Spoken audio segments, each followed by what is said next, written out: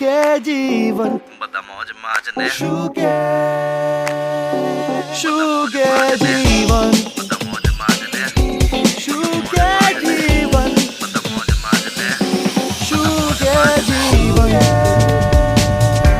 શું કે જીવન બધા મોજમાં જ ને શું કે જીવન ચૌહાણની સાથે ઓન મિર્ચી. કે આજે કુનાલભાઈની જિંદગીનું રિસર્ચ કરશો તો મળશે બધું BMW અને મર્સિડીઝ.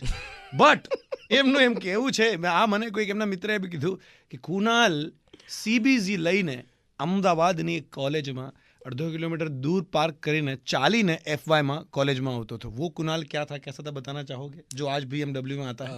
आप अपनी कॉलेज में जब फैशन शो में सिलेक्ट हो जाते हो, पॉपुलर हो जाते हो, तो भाई तो सेकंड ईयर में जाते थे बाइक लेके और सारे फैशन शो के बच्चे से अमीर बच्चे सब गाड़ियाँ लेके आते थे. तो मैं कॉलेज से काफ़ी दूर एक गली है बीच में, वहाँ अपनी बाइक रखता था. उस बाइक में अपने चेहरे पे लगा हुआ रुमाल जो है वो निकालता था ताकि आपकी त्वचा टैन ना हो जाए, फैशन शो में हो. फिर वो हाफ स्लीव्स की टी शर्ट में हाथ काले ना हो जाए, उसकी वजह से आपको शर्ट पहनना, फिर वो शर्ट वर्ट पूरा उतार के मुंह पे पानी वानी मार के उस बैग में सब कुछ डम करके फिर दूर से ऐसे चल के आता था जैसे मैं जस्ट एसी वाली कार से उतर के आया हूँ मैं. आज जब BMW में सच में जैसी वाली कार से उतरते तो ये सब क्या भी नहीं, एकदम आराम से. नहीं, जो गया हो गया, अब नहीं जो देखता गया पीछे जो गया. Do you miss that Kunal? कभी मन करे तो नहीं, पप्पी कर लेवानो मन था? मैं आज भी वही हूँ. ये कैसे भाई? आज भी वही हूँ, क्योंकि क्या बदलती है आपकी चीज़ों में. जब आपके पास साइकिल थी तो लगता था गियर वाली साइकिल हो, गियर वाली साइकिल से लगता था कि एक स्प्लेंडर थी तो लगता था नहीं 5 गियर वाली बाइक हो. तो CBZ भी आई तो वो भी तो चार्म था जिंदगी का. और आगे बढ़ते जाते थे, अब मुझे लगता है कि मुझे M340 या स्पोर्ट्स कार लेनी है, तो हूँ तो मैं वहीं. But I was back then also satisfied and enjoying the life. I am still also satisfying and enjoying the life. I never complain about what I had and I only asked God, trust me, कि भगवान मेरे को 20,000 रुपये की नौकरी दिलवा दो, मेरे सारे प्रॉब्लम सेट हो जाएंगे. तो मेरे को 19,800 की नौकरी दिलाई. That was something that I asked my God and I still remember that day कि मुझे इतना ही मांगा था और कितना दे दिया ऊपर वाले ने. કેવો અનુભવ તમારો રહ્યો? તમે ગુજરાતી રેડિયો ઉપર 12 વર્ષથી 13 વર્ષથી છો, બટ એકાદ જગ્યાએ તમે ગુજરાતી ફિલ્મ ઇન્ડસ્ટ્રી જોડે બી જોડાયા અને આ ફિલ્મ કરી. ઓન ધ હોલ શું અનુભવ ફિલ્મ કરવાનો રહ્યો? કંઈ કહેવા માગશો યા ઇન્ડસ્ટ્રી જોડેનો કંઈ બી? ફેઝ વાઇઝ રહ્યો. Phase કેમ કે હજુ બી હું આ ઇન્ડસ્ટ્રીને ક્રેક નથી કરી શક્યો. Which industry? Gujarati industry, you sing radio કે ફિલ્મ ઇન્ડસ્ટ્રી? Film industry. અને એ ટાઈમે બી હું ક્રેક નહોતું કરી શક્યો. મને એવું લાગતું હતું કે ક્યાંક એક એવો વર્ક છે જે બહુ સરસ ફિલ્મો બનાવે છે, ક્યાંક એક એવો વર્ક છે કે જ્યાંથી બિલ્ડરના પૈસા આયા નાખીને એક ફિલ્મ તો લઈ લો ને સબસિડી ઉઠાવી લો. તો એ ક્યારે તમને ખબર પડે કે જ્યારે એ ફિલ્મ ફ્લોર પર જાય. So initial phase I was very excited કે ચલો એક ફિલ્મ ઓફર થઈ છે. ફેઝ 2માં કે મને ફિલ્મમાં અલગ અલગ 6 કિરદારો જે કરવાના કીધા છે, જે કદાચ એમને રેડિયો ઉપરથી તારણ લીધું હશે કે ભાઈ આ અલગ અલગ કિરદારો કરશે. So I had to play 6 different characters. Script was very good, કે ફર્સ્ટ ટાઈમ તમે વાંચો ત્યારે તમને બહુ જ મજા આવે. So third phase was also good. Now comes the important part જ્યાં શિયર લક કામ કરે છે, વોઝ ધ એક્ઝિક્યુશન. સો આ ઘટના જ્યારે આખી ફ્લોર ઉપર ગઈ ત્યારે આઈ એમ નોટ સેઇંગ કે ખરાબ થઈ ગઈ કે ફિલ્મ ફ્લોપ થઈ ગઈ કે કોઈ બરાબર થયું નહીં, બટ ધ વે જે સ્ક્રિપ્ટ મેં મારા મગજમાં વિચારી હતી ને એના પ્રમાણે જ એક્ઝિક્યુશન મેં વિચાર્યું હતું, it didn't happen. It was a huge blunder. અને તમારી પહેલી ફિલ્મ જ્યારે બ્લન્ડર થઈ જાય એના મલ્ટિપલ રીઝન્સ હતા. જે સેટ બનાવ્યો તો એ સેટ વરસાદના કારણે ડિસ્ટ્રોય થઈ ગયો, તો ફરીથી એટલો મોંઘો સેટ કોઈ બનાવી ના શક્યું. પછી જે જગ્યાએ ગયા, it was very difficult to coordinate. It was very difficult because we were running late. Every day production cost વધી રહી હતી. પિક્ચર ભગાવવામાં આવી, અમુક સીન ઉડાવી દીધા, શું થયું શું ના થયું, but it ended up as a blunder. Audience बहुत इंटेलिजेंट है. मैं सबको यही कहने का ट्राई कर रहा हूँ कि ऑडियंस तो अपनी बहुत होशियार છે જ. રનિંગ હાઉસફુલ લખો છો તો બુકમાં શો પર નથી ખબર પડતી અરે ભાઈ કયું હાઉસફુલ, ધાબે બેસીને જોવે છે. અંદર બુકમાં શોમાં બધું ખાલી બતાવે છે. રનિંગ હાઉસફુલ, એટલે ઘેર બેસીને જોવે છે કોના હાઉસમાં. તો you choose not to do this, rather you choose to say કે ભાઈ યે બસ. ને એના પછી ખરેખર એક લાંબા સમય સુધી મને કંઈ ઓફર બી ના આવી, કેમ કે પહેલું જ તમારું આવું બ્લન્ડર થાય તો તમને કોઈ ઓફર એવી કરે બી નહીં. સેકન્ડ થિંગ કે એના પછી 1-2 ઓફર જે મને આવી પિક્ચર એ પિક્ચર સારી હતી. એમાં મને પછી મેં ડિસાઇડ કર્યું કે ના આપણે મેઇન સ્ટ્રીમ તો નથી જ જો, કેમ કે 100% તમારો કોન્ફિડન્સના ચોતરા નીકળી જાય જ્યારે આવું થાય ત્યારે એવું લાગે કે ના આગળ ફ્રન્ટ ફેસની બાજી નથી લેવી ભાઈ, કોઈ સારો ચહેરો હોય ને એની જોડે કરો. ઠીક હે અને જ્યાં એક સ્ટ્રોંગ કોઈક વિલન જેવો કોઈક રોલ મળતો હોય ને ત્યારે તમને એવો નેચરલી વિચાર આવે.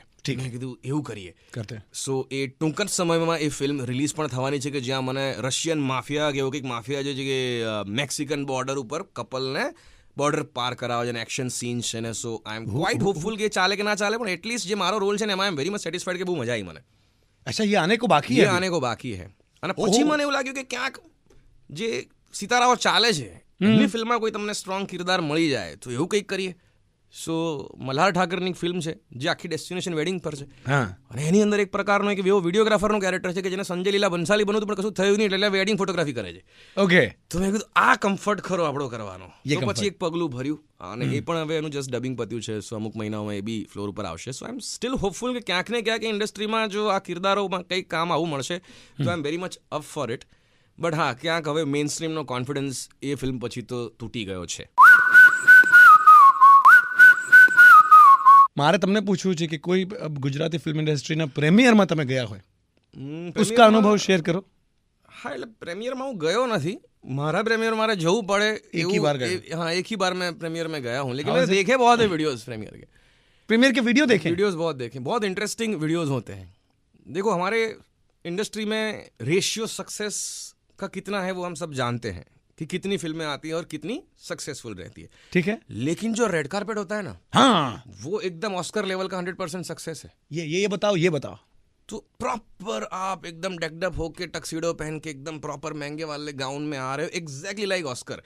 राइट 10% अगर हम ऑस्कर की मूवीज वाला कंटेंट पे भी मेहनत करें तो सक्सेस रेशियो नहीं बढ़ जाएगा मूवी का.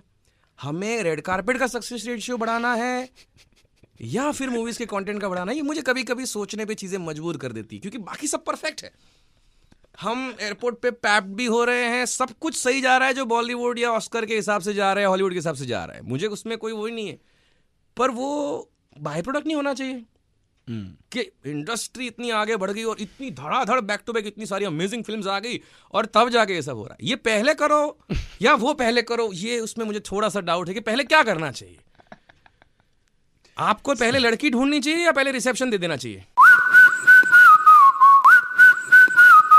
जैसे आजकल कुछ सोशल मीडिया इन्फ्लुएंसर्स को अपने पेज के प्रति होता है उससे कुछ 10-12 गुना એક લગાવ કહો યા બાજી રમવાનું કહો એ તમને રેડિયો જોડે મને લાગે છે. મેં હંમેશા જોયું છે તમે એનું બહે જાતા હો આપ ઉસ બાત મેં હંમેશા. કેમ કે એક દશકાથી પણ વધારે સમય થઈ ગયો કે હું આ માધ્યમ સાથે જોડાઈ ગયો અને કોઈ બી માધ્યમ સાથે તમે એક દશકાથી વધારે જોડાઓ અને એ માધ્યમમાં તમે જે સર્વિસીસ આપી રહ્યા છો કે જે કોન્ટેન્ટ આપી રહ્યા છો એ લોકો ખૂબ જ સારી રીતે અપનાવી રહ્યા છે, તો ક્યાંક ને ક્યાંક એક પ્રેમ કરતાં પણ વધારે લાગણી તમને માધ્યમથી થઈ જ જાય. That becomes your extended family, and somehow I feel this is my core family, and that is radio. So I don't know, how will I, the day when I quit radio, હું કશું બીજું કરીશ નહીં એવું મને feel થાય છે.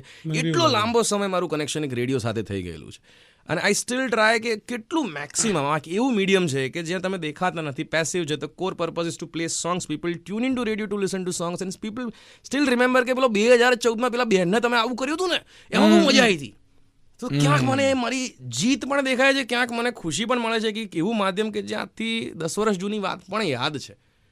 મોર દોરાવા છે, પ્રિન્ટ કરાવવું છે, આ કરાવવું છે, તમે પેલું સરસ કર્યું હતું. ક્યાંક જવાબદારી બી તમને આવે છે, પણ that is something which I feel that I was bit successful in cracking a passive medium and make it an appointed. How do you see humor in your real life? કોઈ સ્પેસિફિકેશન છે તમારું હ્યુમરને લઈને ક્યારે બી? The toughest thing to do on this earth is humor. The toughest thing to do. The serious business is humor. The most serious thing that you write or construct is humor. આજે એક concept અને લોન્જેવિટીની વાત કરીએ હ્યુમરની, એ પણ એનો એક drawback છે. Today if Sonu Nigam will sing a song in one function and the same audience he has in another function, they will still listen to that song. એક જોક તમે અહીંયા માર્યો, દુબારા નહીં, પેલા જોક ઉપર કોઈ જ નહીં હશે. અને એક જોક લખો, એક જોકને કન્સ્ટ્રક્ટ કરો, એ જોકના પીક પર જવું, પછી એ જોકને તમારે લેન્ડ કરો અને લેન્ડ કરીને એનું પ્રોપર એવું લેન્ડિંગ આવે. એમાં મારા હિસાબે જે મારી સ્ટ્રગલ રહી છે કે એક જોકને કન્સ્ટ્રક્ટ કરતા એટલીસ્ટ અમુક વાર 3 મહિના પણ થઈ જાય છે. ક્યાં વાત કરે, એમનું ક્લોઝિંગ જ ના મળે. દેર આર સર્ટેન જોક્સ કે પછી એનું કન્યા વિદાય કરી દેવું પડે કે આનું નથી મળતું. Oh, you are saying कि स्टैंड अप कॉमेडी जो सही में करते होंगे उनके लिए बहुत टफ टास्क है. सालों का कंटेंट है ये. 3 महीना एक स्क्रिप्ट लिखने को कभी कभी लगता है कि किसी जोक का क्लोजर नहीं आता है. वो जोक कभी आपका किसी ऑडियंस में फ्लॉप हो गया तो वो तो सरहद पे गोलियों लगने जैसा भी हाँ, हो वो जाता word है कि કોઈ હસ્યું જ નહીં કોઈ હસી તો પછી હવે કઈ રીતે એને લેન્ડ કરીએ તો પછી એનું કઈ રીતે ક્લોઝિંગ લાવીએ that again comes with lot of experience and also it tax too much of time આજે કોઈ બી આર્ટ તમે શીખી શકશો કે જેનો સર્ટન ટાઈમ છે કે સ્વિમિંગ ક્લાસીસ તમે જોઈન કર્યા 15 દાડામાં તમે ડીપમાં જશો મહિના પછી તમે એક લેન્થ મારતા થઈ જશો ફિક્સ છે મહિનાનો બહુ બધો 6 મહિનો થાય there is no certainty in humour નો આજે આ જોક મગજમાં ના આવ્યો તો નહીં બી આવે એટલે એવું તો નથી કે આજે આ પૈસા ભરે ને તમે અહીંયા જોક મારતા શીખી ગયા ચલો આજે આપણે કામ કરીએ આપણે આ ક્લાસીસ જોઈન કરીએ જે લોકો જોક લખતા શીખવાડે છે ના તમને બહુ તો પોલિશ કરી આપશે પણ એ લખવું એ એટલા બધા વર્ષોનો મારા હિસાબે જેટલા લોકોની મેં સ્ટોરીઝ સાંભળી છે મોટા મોટા કોમેડિયન્સની કે વર્ષોનો કોન્ટેન્ટ છે વર્ષોની સ્ટ્રગલ છે ત્યારે જઈને એ 1.5 કલાકનો શો ક્રિએટ થાય છે ઇમેજિન કે કોઈ માણસ એમ કહેતું હોય કે મને 12 વર્ષ થયા 1.5 કલાકનું લખતા તો how tough it is wait the most serious thing on this earth is humour શું કે જીવન બધા મોજમાં જ ને શું કે જીવન બધા મોજમાં જ ને શું કે જીવન બધા મોજમાં જ ને શું કે જીવન શું કે જીવન બધા મોજમાં જ ને શું કે જીવન ચૌહાણની સાથે ઓન મિર્ચી